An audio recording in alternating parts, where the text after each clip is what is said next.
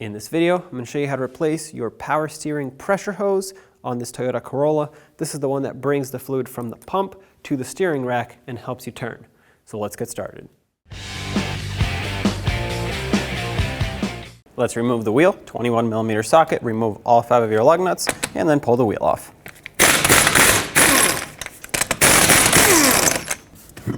Take the wheel off.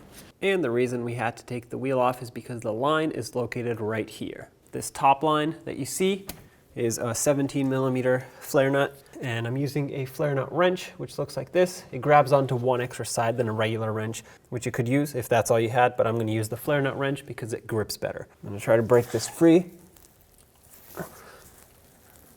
All right, I sprayed some rust penetrant in there. I'm going to take a brass hammer, not a steel hammer, give it a couple taps. Hopefully the vibrations will help break this free. I'm not using a steel hammer because a steel hammer will damage that fitting and the line. And if this doesn't come off, well, if this is your only car, you're gonna need it. Now let's try this again. Oh, wow, it moved. Guess I'll work it back and forth. Well, as you can see, it broke free. It spun a little bit, so now I'm gonna try and keep going. If it doesn't want to keep going, I'm gonna have to work it back and forth, see if I can work that rust penetrant into the threads. Let's see if I can bring it back up. Oh, yep. All right, I think it needs more rust penetrant at this point. Little by little, that's all it takes. I'm gonna give it another spray of rust penetrant. So at this point, I broke the fitting free from the steering rack. However, the line is stuck on the fitting and it's spinning with it. So at this point, we just have to break the two free. And once the line pops off there, we can easily spin this. The problem is gonna be getting the line to separate. Try and use a pry bar and hold this line up as I tighten the fitting. Hopefully, this will help twist the line off. Okay, there it goes. That just broke free. All right, now we can continue removing the line. Now that it's broken free, I'm gonna switch to an open-ended wrench because this will give me a lot better access here. And the reason I couldn't use it before is because the open-ended wrench would have rounded off that fitting completely, and then we would have been, well, in more trouble.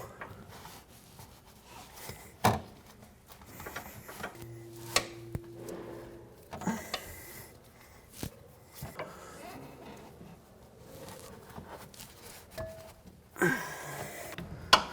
you go. It spins freely now, so it's supposed to happen. Maybe I can even hold it by hand at this point. A little bit more rust penetrant. Keep in mind, as soon as this comes off of here, quite a bit of fluid will come out. And the reason I didn't pre-drain it is because no matter how much you drain it, it's still going to make a mess. A lot of fluid will still come out because the only place you can drain it is going to be at the reservoir, but further down the line, there's still plenty of fluid. So that's why I didn't even bother, because regardless, it would still make a mess and fluid would come out. So you might as well just catch it all in one go as opposed to spending time draining it and then catching it again.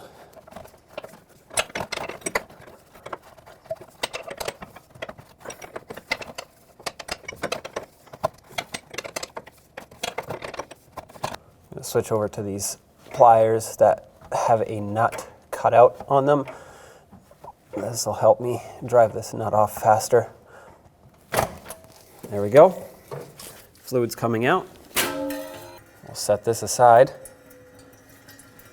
and just let it drain. The whole reservoir is going to want to drain at this point. When you take this line out, make sure that this O-ring comes with it. If it's stuck inside the rack, when you go to put the new one on with a new O-ring, it's going to double gasket and it will actually not seal. Two gaskets together cannot hold the pressure of just one up against the metal line and the aluminum rack. So make sure that this comes out with the line. If it's stuck in there, which it's most likely not, but if it is, pull it out with a pick or a pocket screwdriver, whatever you have, just get it out of there.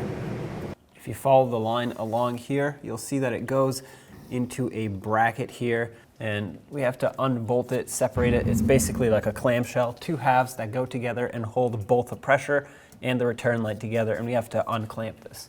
There's a 10mm bolt at the top. I will, however, spray this with rust penetrant because it is pretty rusty. Especially down under here where the threads are. And it's going to be pretty tight in here, but grab the 10mm. You can actually go in from the front side, right behind the oil pan. This is going to break. The head of the bolt is spinning, but the threads are not. That's okay. At least if it comes off of here, I can secure these two lines a different way. There we go. Take both halves off of here. It looks like the top is bolted onto the steering rack, so we can leave that attached, and we can just pull the lines out. This is the line we're after. Save this rubber piece that just fell. Now we can grab the line that we just loosened up and just slide it out of here. It does have one more clamp on the other end, but we can at least get it out from underneath here. Try to aim this fluid into the collection bucket. If you look from the passenger side, you'll see this hose with this line right here. This is the one we're after. We need to remove that hose clamp and slide the hose off of the line so that we can get our line off. So with some pliers, squeeze the hose clamp and move it up onto the hose so that we can get the line off of here. If you need to, you can grab this hose gently with the pliers, squeeze it very lightly, and twist it. That'll break it free off the line, and then you should be able to pull it right off. There we go, that's coming off.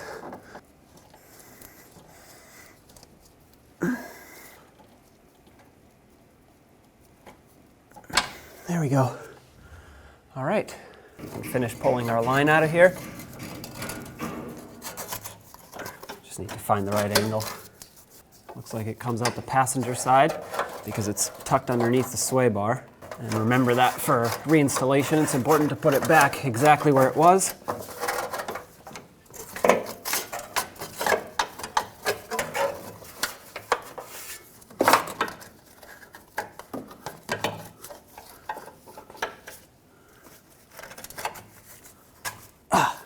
There we go.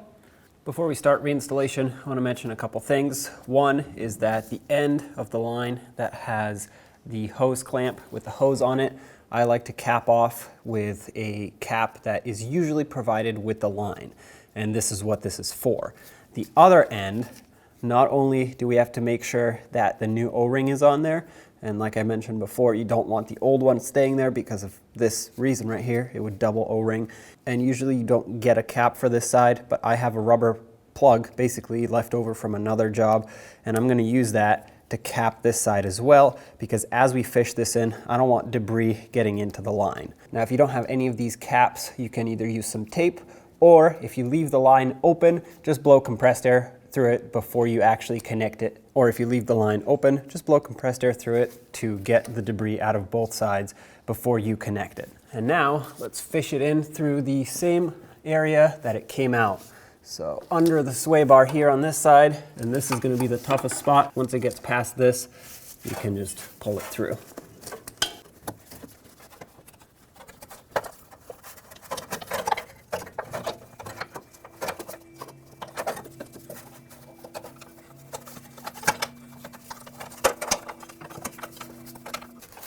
All right, that's in. Slide it in over here. Don't worry about it being perfectly in position. We'll deal with that later. Now I just want to connect it to this hose. So take this yellow cap off and slide the hose on. Make sure that it's seated all the way. It'll kind of stop where it used to be before because the hose is most likely going to have an indent from that flare on the end of the line. Take the hose clamp, squeeze it, and put it right back where it was, right about here. Don't go too far down. You don't want it right on the edge of the hose, but you also don't want it up over the ridge where the line is flared. You want it right in the middle. All right, now it's time to put on this top line. So take the cap off of this one and bring it close. Start it in by hand. You don't want this cross-threading. Once you get it on and you're sure that it's not cross-threading, which by the way, it's easy to do, so be very careful. use an 18mm wrench and finish tightening this up. That's bottomed out right there. Before I tighten it, I'm going to make sure that the line is positioned correctly, because as you can see, it can move around a little bit, and I want to make sure that the rest of it is going to lock in the proper position, and it looks like everything is perfectly situated. So let's grab a flare nut wrench, and with the 18mm end of it, let's tighten it up. This one has an O-ring, so you don't have to crush it completely. Once it bottoms out and you make it snug, just, there we go, give it a little extra. You don't want to go past that, because you will crush that O-ring and it's not going to seal. If your rubber pieces fell off, slide them back onto the lines. And now, because my bolt broke on this lower half of the clamp, I'm just going to use a wire tie and tie these two together. All right, I got this kind of situated here. I'm just going to tighten up this wire tie around it, clamp it down. As long as it's held in place, this is not doing anything crucial, so the wire tie will be the best fix for this broken bolt that I can come up with, unless you can source a new bracket. Make it nice and snug. I'm using some needle nose pliers to pull it tight.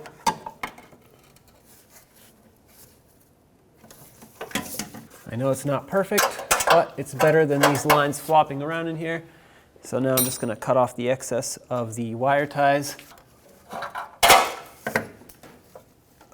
And I was able to fix the alignment of that little bushing as well, the rubber sleeve, I guess I should say. Now let's put the wheel on. Put back all 5 of your lug nuts, bottom them out, and then torque them to 76 foot-pounds.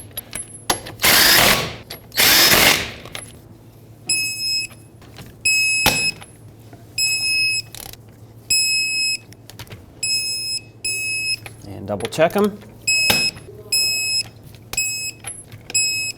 On the passenger side of the engine compartment, you'll see the power steering fluid reservoir located right next to the fender. Open up the cap and let's fill the system. It says it right on the cap, use only Dexron type ATF. So if all you have is power steering fluid, it'll do the job, but you're supposed to use automatic transmission fluid. So if you end up using power steering fluid, make sure you flush it out later. I'm going to fill it up to approximately the maximum line, and then I'll start the manual bleeding procedure, which basically just consists of turning the steering wheel left and right all the way, lock to lock, with the engine off. You don't want the power steering pump spinning at all. You want to manually push the air out of the system and pull fluid through. So, of course, it's not going to bubble up much. The air is trapped downstream into the steering rack and the lines and everything. So at this point, with the wheels slightly elevated off the ground, otherwise it'll be pretty difficult to spin, let's turn the steering wheel back and forth, and you can watch the fluid level drop, and you'll most likely see some air bubbles coming up.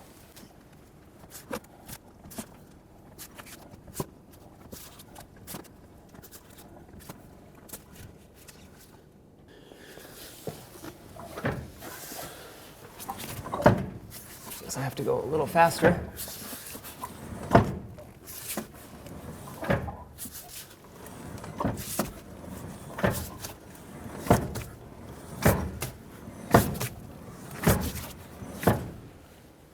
There we go. Let's top it off again.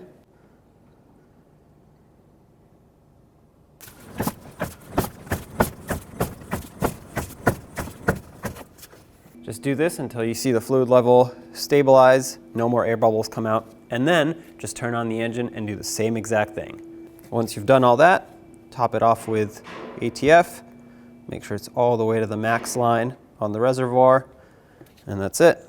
Cap it off, you're good to go. Take it for a test drive and make sure you have no leaks. When only the best will do, demand TRQ. The only company that lets you view before you do. TRQ is committed to offering the highest quality aftermarket auto parts that are engineered for peace of mind. Thanks for using and viewing with TRQ.